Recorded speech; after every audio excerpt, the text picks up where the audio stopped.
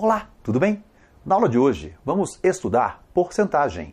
Vamos aproveitar e usar a porcentagem no cálculo de juros simples e um pouquinho de juros compostos. Aprenda matemática em qualquer lugar. Vem comigo. Então, olha só. Vamos começar o estudo de porcentagem e a primeira porcentagem que nós precisamos estudar é a transformação de uma fração na forma de um número percentual. A fração que eu escolhi, então, como exemplo inicial, é a fração 1 sobre 2, também chamada de fração meio. Observe que a fração meio tem como característica que o 2, que é o denominador, é um divisor de 100. Então, toda vez que uma fração possuir um número no denominador que seja divisor de 100, nós poderemos transformar facilmente esta fração em uma outra fração cujo denominador seja 100. Basta, então, multiplicar por 50. Quando eu multiplico por 50 a parte de baixo, eu também tenho que multiplicar por 50 a parte de cima, porque a fração ficará equivalente à fração meio. Multiplicando, então, eu encontro 50 sobre 100. Quando eu tenho uma fração com denominador 100, eu já tenho o número praticamente na forma de porcentagem, bastando então escrever na forma de porcentagem 50%. Vamos ver um outro exemplo que você, com isso, poderá tirar algumas de suas dúvidas. Veja só, eu peguei a fração 3 sobre 25. O 25 é também um número que é um divisor de 100. Então, para que o 25 se transforme em 100, basta que eu multiplique por 4. Lembre-se que quando eu multiplico por 4 a parte de baixo, que é o denominador, eu também tenho que multiplicar a parte de cima, para que a fração continue sendo uma fração equivalente. Então, 3 vezes 4, 12. 25 vezes 4, 100. Eu tenho uma fração, então, com um denominador 100 e posso, então, escrevê-la na forma de porcentagem facilmente. É a fração 12 sobre 100 se transforma em 12%. Combinado? Vamos ver agora alguns casos onde a fração tem um denominador que não é um divisor de 100. Observe 3/8. O número 8 não é um divisor de 100. Nesse caso, eu aconselho você, então, a fazer o cálculo de uma outra forma. Eu vou pegar o 3 e vou dividir por 8. Então, como o 8 não é um divisor de 100, eu aconselho você a utilizar a divisão. Então, 3 dividido por 8 vai dar 0. 0 vezes 8 é 0. 3 menos 8, 3. Certo? O 3 é o resto. Eu vou baixar um zero que não existe. Quando eu baixo o zero que não existe, eu tenho que colocar a vírgula. É assim que se faz a divisão na matemática. Esse zero inexistente que está aqui faz com que apareça uma vírgula no quociente. Bom, qual é o número, então, que será o resultado da divisão de 30 por 8? O número mais próximo é o 3, porque 3 vezes 8 é 24. Quando eu subtraio, encontro 6. Abaixo um novo zero. Neste caso, eu não vou colocar uma nova vírgula, não faz o menor sentido. Um número decimal tem apenas uma vírgula. Então, abaixo o zero, 60 dividido por 8 vai dar 7. 7 vezes 8, 56. Subtrai 4. Abaixa um novo zero. Mágica, não é? 40 dividido por 8 é 5. 5 vezes 8, 40, subtrai 0. A minha divisão deu resto 0, significando então que a minha divisão acabou. Que número é esse? 0,375. Eu vou deslocar a vírgula 2 casas para a direita e transformá-lo em porcentagem. Então, 0,375 é a mesma coisa que 37,5%. Vamos ver mais um exemplo. A fração 5/6. O meu objetivo é transformá-la, então, em um número percentual. Bom, 5/6, olhando para o 6, eu percebo que também o 6 não é um divisor de 100. Então, nos resta dividir 5 por 6. 5 dividido por 6 vai dar 0, porque 5 é menor que 6. Então, quando eu divido um número menor que 6, o resultado do quociente tem que ser 0. 0 vezes 6, 0 subtrai 5. Abaixo o primeiro zero. Quando eu abaixo o primeiro zero, eu tenho que botar a vírgula. Então, coloco a vírgula aqui e eu tenho 50 dividido por 6. O número mais próximo disso é o número 8. 8 vezes 6, 48. Subtrai 2. Abaixa um zero. 20 por 6 dá 3. 3 vezes 6, 18. 20 menos 18, 2. Observe que está repetindo o resto. 2. Isso vai dizer para mim que este resultado vai ser uma dízima periódica. Então, quando eu subtraio, eu tenho 3 vezes 6, 18, vai aparecer o 2 infinitamente. Então, já que eu sei que este resultado é uma dízima periódica, com o período 3, eu vou parar a minha divisão e vou representar, então, na forma percentual. É aproximadamente 83,3%. Combinado? Bom, vamos então para o próximo slide. Eu quero agora calcular aumentos e diminuições na forma percentual. Olha só, suponha que eu tenha x reais, certo? O x é um número positivo qualquer. Você pode escolher, pode ser 100, pode ser 1.000, 200, 500, o número que você queira. E eu quero aumentar este número em 20%. Como eu vou fazer isso? Eu vou escrever assim, x, que é o número que eu tenho, somado com 20 sobre 100, que é 20% do próprio número x. Observe que este x aqui e este outro x são idênticos, certo? E esse 20 sobre 100 eu posso escrever na forma decimal. Então eu vou escrever x mais 0,20 vezes x, colocarei o x em evidência, x vezes 1 mais 0,20. Eu colocando o x em evidência, usando fatoração, fator comum em evidência, eu observo que apareceu aqui um número, 1,20 vezes x, significando que toda vez que eu quero aumentar um número em 20%, basta que eu multiplique este número pelo número 1,20. E agora eu faço a você a seguinte pergunta. E se eu quisesse aumentar 30%? Bastaria multiplicar por 1,30. 40%. Multiplica por 1,40. 55%. Multiplica por 1,55. Combinado? Bom, vamos ver aqui o que eu deixo então como resumo. 1,20 significa aumentar em 20%. Combinado? Vamos para o próximo. Suponha que eu tenha x reais, só que agora eu quero diminuir 20%. Vou fazer o mesmo procedimento. Eu pego o número 20, o número x, e subtraio 20% dele, certo? 20% de x. Escrevi em forma de fração. Vou colocar na forma de decimal, x menos 0,20 vezes x. Coloco o x em evidência. X em evidência, eu sei que x dividido por x vai dar 1, certo? E 0,20x dividido por x vai dar 0,20. 1 menos 0,20 significa 0,80. Então, nós temos que, quando eu quero diminuir um número em 20%, basta que eu multiplique este número por 0,80. E se eu quisesse diminuir um número em 30%?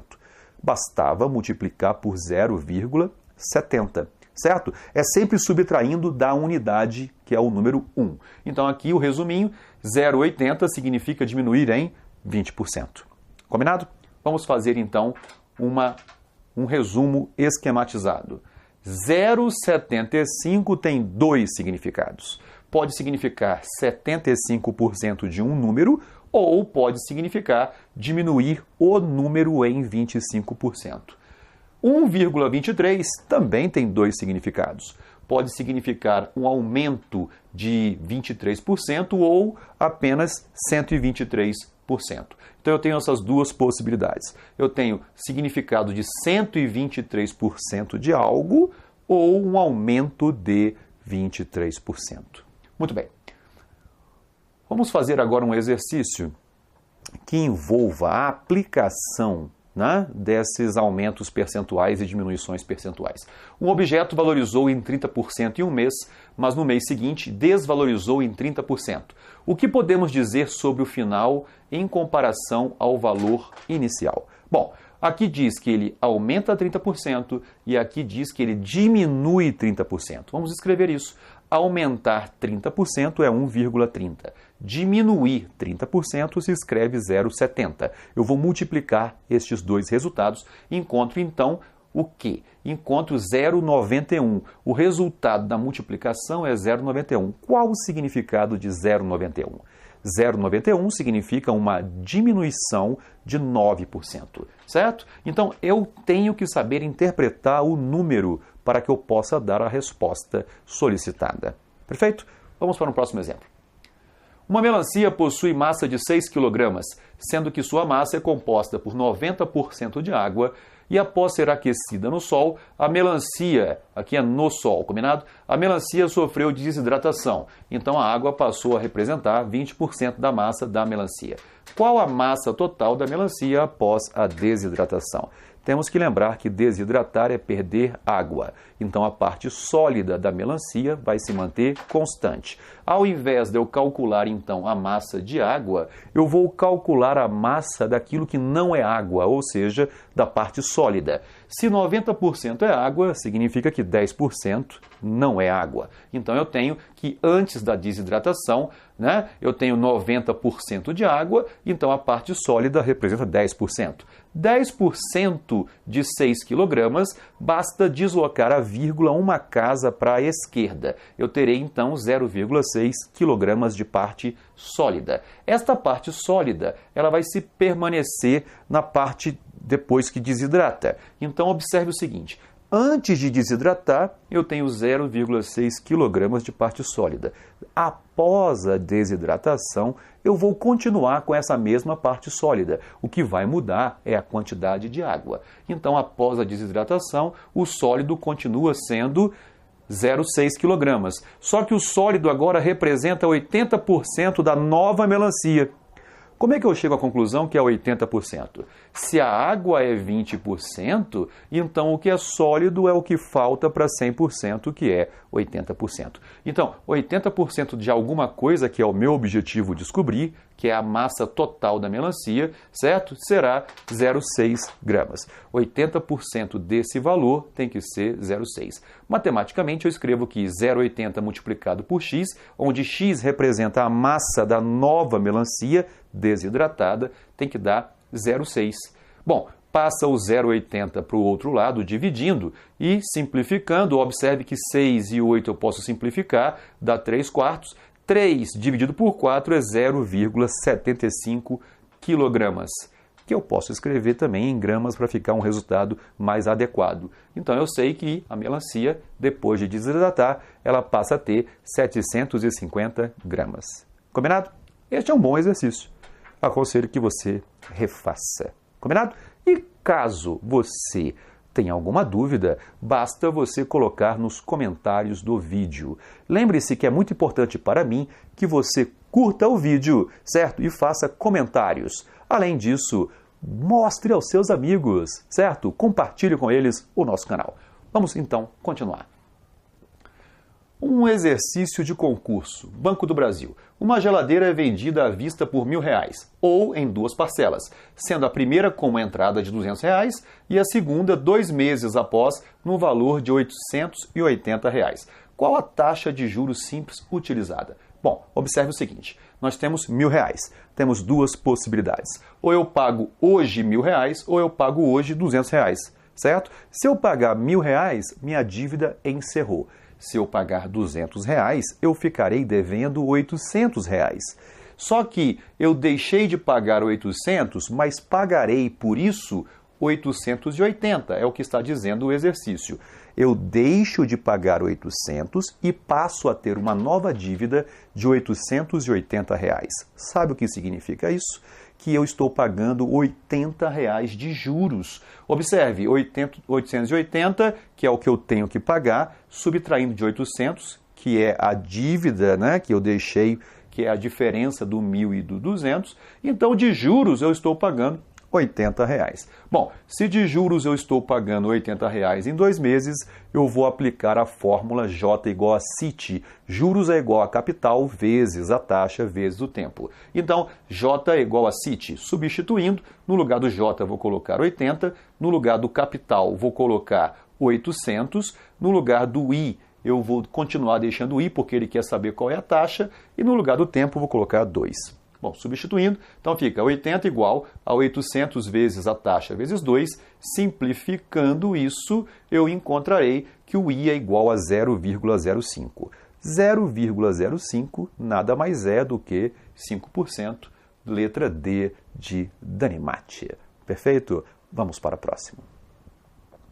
Um capital de R$ 14.400, aplicado a 22% ao ano, rendeu R$ 880 de juros. Durante quanto tempo esteve empregado? Ele quer saber o tempo, então, de aplicação. Bom, vamos colocar a fórmula. J igual a CIT. No lugar do J, eu vou substituir por 880, que é o valor que ele coloca no texto. 14.400 nada mais é do que o capital que ele próprio disse. Eu coloquei a taxa 22 sobre 36 mil. Da onde veio isso? Por que eu escrevi 22 sobre 36 mil? Observe que 22 sobre 100 é a porcentagem ao ano, só que um ano possui 360 dias. 360 multiplicado por 100 vai dar 36 mil.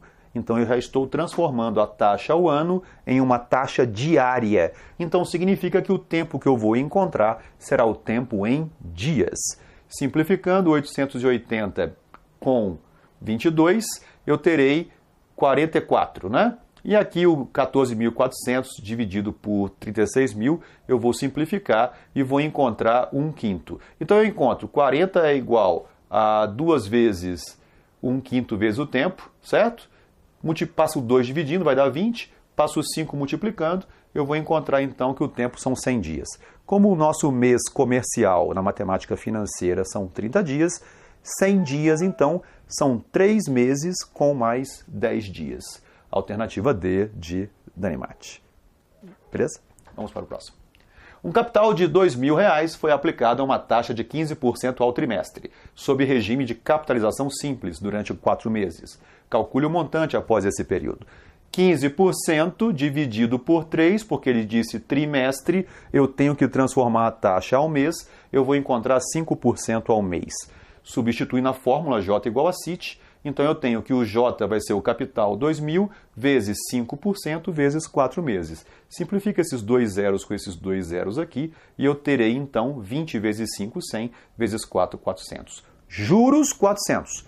Mas ele quer saber o montante. O que é montante? Montante é capital somado com juros. Capital 2.000, juros 400, total 2.400. Alternativa E. Combinado? Mais um. Suponha que uma pessoa aplique R$1.000 em um fundo de renda fixa a uma taxa de 1,5% ao mês. Quanto essa pessoa terá após 4 meses? Ele não disse para você se a capitalização é simples ou composta. Lembre-se que no mundo real não há capitalização simples, sempre é composta. Eu vou calcular os dois, vou calcular tanto o simples quanto o composto, para verificarmos um pouco qual é a diferença e qual deles que é mais vantajoso. Bem, simples, J igual a CIT, substituindo, o J, que é o juros, é capital 1.000 vezes 1,5% vezes 4. Encontraremos então que de juros teremos R$60. Se de juros eu tenho R$60, significa que eu terei ao total de montante, usando juros simples, o montante será R$1.060. 1.000 de capital mais os juros de 60. Se a capitalização for composta, eu vou fazer 1.000 vezes 1,015, que é o aumento de 1,5% ao mês. Como são 4 meses, eu multiplico por 1,015 4 vezes, encontrando então em juros compostos R$ 1.061,36. Veja que por menor que seja a diferença, ainda é vantajoso usar os juros compostos. A gente vai perceber que se a taxa for maior, a diferença do juro simples e do juro composto vai ficando cada vez maior. E também se o tempo, quanto maior o tempo, maior fica essa diferença. Combinado? E aí, gostaram dessa aula? Aprenderam o que é porcentagem? Aprenderam o que é calcular juros simples e um pouco de juro composto? Se você gostou, não se esqueça, marque com o dedão lá embaixo o nosso querido like. E não se esqueça de compartilhar o nosso canal e peça para que os seus colegas se inscrevam. Compartilhe nossas ideias. Vamos estudar junto, faça comentários.